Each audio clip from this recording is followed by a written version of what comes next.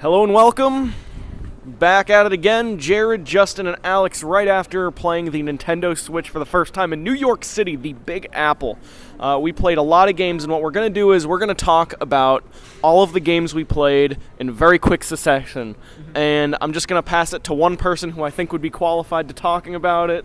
Maybe we can jump in with a little more, and then we're just going to move right on. Okay, so here we go. Justin, I'm just going to let you talk about Mario Kart 8 Deluxe. Tell us about it. It's Mario Kart 8 with a better battle mode. That's all I've seen today. Hopefully there's more tracks that I could try eventually, but right during this demo, Mario Kart 8, better battle mode. And it looks better. The game does look marginally better. The way I knew that the Switch games looked better than Wii U games was through Mario Kart 8, because you could marginally tell it's a better looking game. ARMS. Jared. ARMS, of all the games, felt almost like the rebirth of the original Wii. It's got motion controls. It feels really nice, almost like Wii Boxing Extreme. Or actually a mix of Wii Boxing and Sega's Virtual On. Because there's a lot of dodging and jumping, and you're in these small arenas. Even though it does seem like their arenas are different shapes. There was one that's like a long vertical line. But overall, motion controls feel really nice, and I think it's going to be a nice throwback to when Nintendo was like really focused on cool motion controls. And then I would also add, me and Justin disagree on this, but I got the vibe that it felt a little bit like Pokken Tournament, just like it's the way that the characters moved and the way that characters attack other characters, I would say, at least felt a little like Pokken Tournament. Maybe the movement, the way that visually looks. The movement, yeah. It looks a little bit like Pokken Tournament, but I don't think it plays like Pokken Tournament at all. It's really easy to pick up. I think ARMS is one of the best games I played today, actually. I'm excited for that one. Wii Boxing Extreme is a very good way of putting it. 1-2 Switch, Justin and I played this one. We played a game called Milk, where we're two people facing each other in the eyes, and we're milking by pressing one button and then the other button, and we're just trying to milk a cow by pressing two buttons in succession, letting go at the right time, etc., etc. I think all it was really was a tech demo for the HD Rumble, which felt good because you could feel water pouring, or milk pouring, and that kind of felt realistic. I was thinking about that a little bit after. I think with the whole 1-2 Switch, I would have loved to play the other demos they had. I think they had 3 at the event, but I think this game almost feels like Nintendo's old toys brought back into a video game system, because you don't really need the screen, and it's all about doing funny stuff with other people. So a lot of their toys, like the Love Tester, required 2 people and stuff like that. So I think it's, in a way, harkening back to that early day for Nintendo when they made toys. Sure. The Legend of Zelda Breath of the Wild, Jared did not play it because he played it last E3, but Justin and I, we both played Breath of the Wild for the first time. Not as a Zelda fan, but as someone who likes open world games, I thought it felt less like a Zelda game and more like something in the Witcher series, or like Metal Gear Solid 5, The Phantom Pain, maybe Final Fantasy 15 a little bit.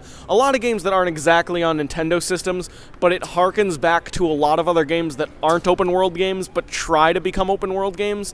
And I guess the vibe I got is that it's a modern third-person action open-world game with flavors of Zelda. And I think we'll see more Zelda as we get deeper into the game, but that's what I thought of it. Yeah, I mean, I only had a little bit of time with Zelda. I kind of rushed through the demo to try to get to more games.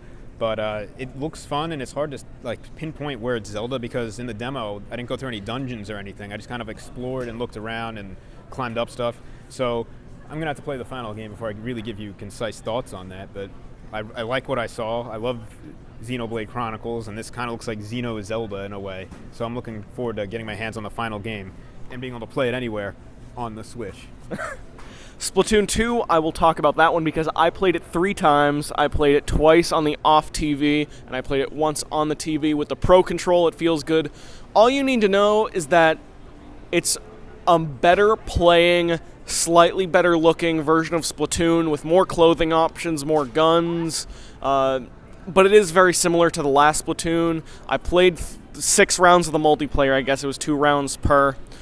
One thing that is different with the new Splatoon is that I asked 2 different people. They said that based on the demo, there is no more spawn camping, which they have these yellow barriers near your opponent's base, which make it basically impossible to get up to the starting area where they spawn unless you get like one of the new jetpacks, and even that like spawns you back off of it after the jetpack runs out, after that new special runs out. And what that basically means is that it prevents spawn camping, and also there's a certain bit of the map that your opponent and you will be able to basically fill in without much trouble whatsoever. I mean, there are ways they can fill it in, but not really. Other than that, the clothing looked new, the music was new, though we couldn't really hear it that much. But for all intents and purposes, it's a follow-up to Splatoon, and Splatoon is a fun game, that's a fun game. I am looking forward to it.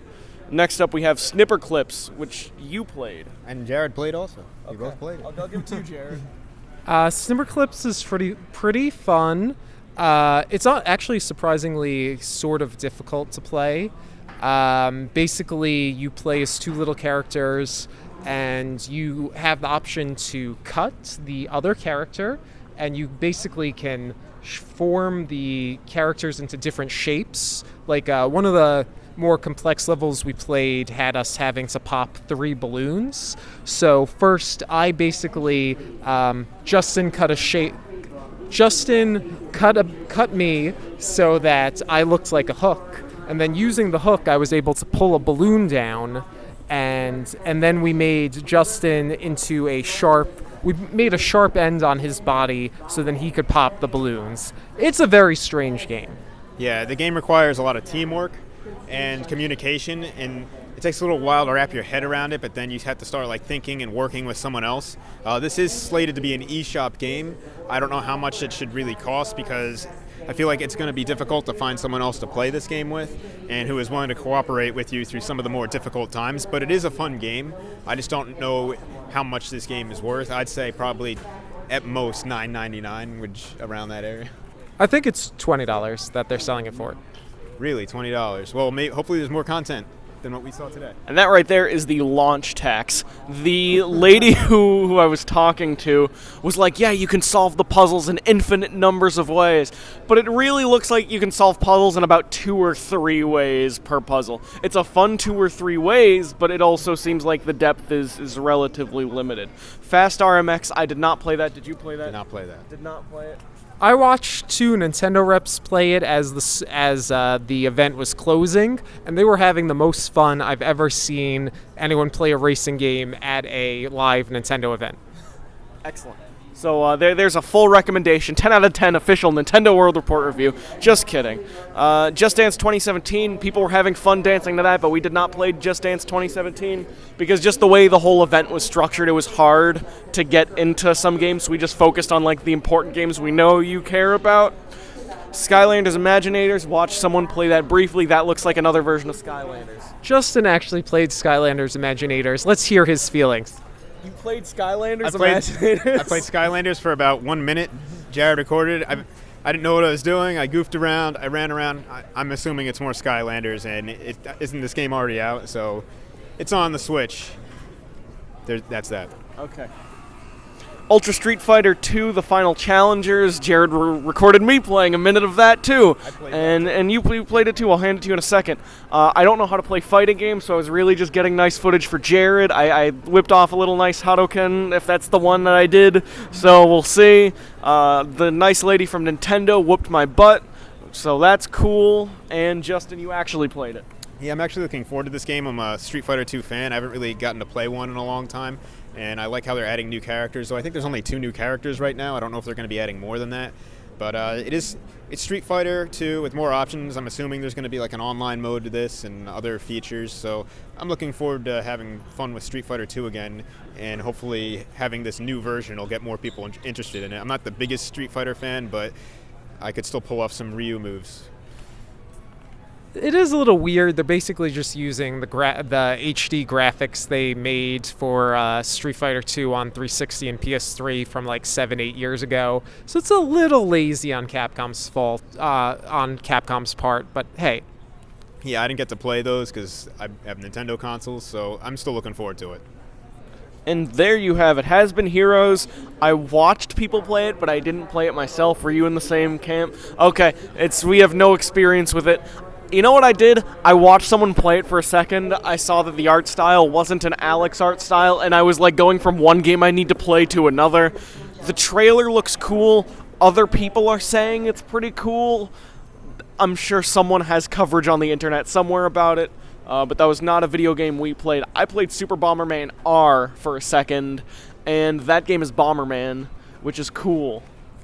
I think it's pretty crazy that they have Bomberman back as a pirate, but it's, whatever. Konami's doing something. If he's a pirate, I'm all right with it. And I guess this is as good a time of any to talk about the brief conversation I had with a Konami rep who was there, because just the journalist instinct in me was like, I need to talk to someone who currently works for Konami as soon as I have the opportunity. And I was like, yo, so is any of that Kojima stuff true? And he's like, I can't comment on what anyone else said, but I know I love working for Konami. And then I was like, does Konami have a future in game development? And they're like, yes.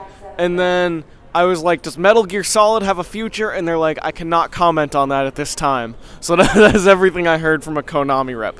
I thought it was Bomberman. That's all right with me. I did not play Disgaea 5 complete. I say that as someone who put in the effort to try to get into Disgaea, but it's not my JRPG. Are you into it, either of you? I'm not into it, but I played it, and it seems like a strategy RPG where the options were confusing to me.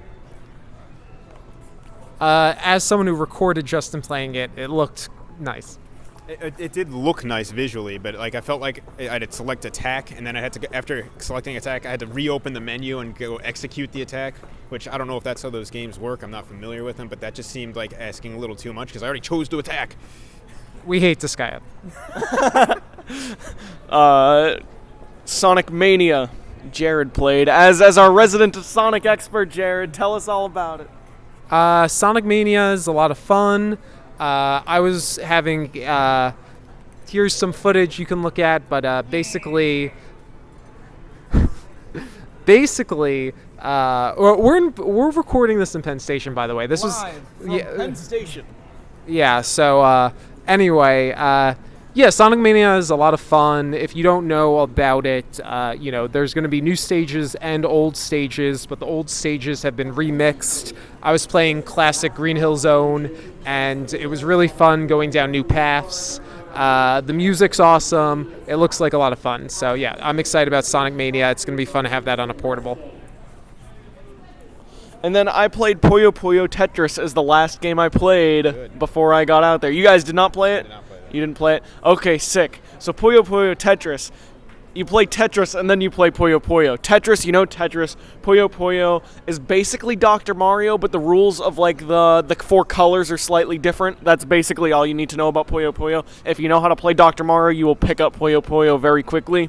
And the way the game works is you play Tetris, a certain amount of time goes by, and then you play Puyo Puyo, and it keeps going back and forth, and you play versus modes against people. And that game was a lot of fun. I also talked to John Harden, PR for Sega, briefly before as it was wrapping up, and he says the future of Yakuza is alive and well. Not on Nintendo system, so I don't know why I'm bringing it up here, but in case you're curious, he sounds pretty confident about the future of Yakuza. And that was... You have anything else? Oh, I was just going to say, Nagoshi, right, Toshiro Nagoshi, is that the correct name? He was at the Sega event. It doesn't look like he's at the Japanese reveal, so he's not bringing Yakuza to Switch probably, but he did bring Yakuza 1 and 2 to the Wii U. He did bring Yakuza 1 and 2 to the Wii U, which means we're in an okay place with the Yakuza series right now. And that's everything I have. Also, I talked to a producer for 1-2 Switch if you're curious. He says that's EAD4. I tried getting that confirmed with someone from Treehouse. She did not agree to confirm it with me, but it sounds like 1-2 Switch is EAD Tokyo 4. So there's a little bit of news for you, I guess. That's all we have to say. Thank you so much, Jared, Justin, Alex. Bye-bye.